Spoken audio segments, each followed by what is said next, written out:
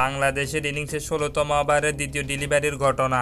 Ottneil ব্যাটম্যানের বলে Flick করতে চেয়েও পারেননি মাহমুদুল্লাহ রিয়াদ। তার ফেডে লেগে বল চলে যায় বাউন্ডারিতে। ওই মুহূর্তে এলবির আবেদন তুলে দক্ষিণ আফ্রিকা। সঙ্গে সঙ্গে তাতে সাড়া দিয়ে আঙ্গুল তুলে দেন আম্পায়ার। কিন্তু নিজের জায়গায় মাহমুদুল্লাহ ছিলেন স্পষ্ট, তাই নিয়ে নিন রিভিউ। টিভি রিপ্লেতে পাল্টে যায় সিদ্ধান্ত। ক্ষমা চেয়ে আম্পায়ার সিদ্ধান্ত বদলে দেন। কিন্তু আম্পায়ারের ওই ভুল সিদ্ধান্ত শেষ পর্যন্ত কাল হয়ে দাঁড়িয়েছে বাংলাদেশের। কারণ সে সময় সিদ্ধান্ত বদলালেও লেগ বাই থেকে পাওয়া 4টি রান আর পায়নি বাংলাদেশ। নিয়ম অনুসারে আউট দিলে ওই বল থেকে আসা রান ব্যাট হিসাবে ধরা হয়।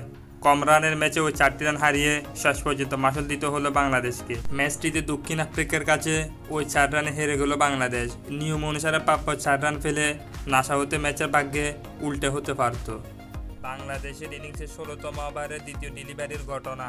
ওটনিয়েল ব্যাটম্যানের বলে ফ্লিক করতে চেয়েও পারেননি মাহমুদুল্লাহ রিয়াদ। তার ফেডে লেগে বল চলে যায় বাউন্ডারিতে।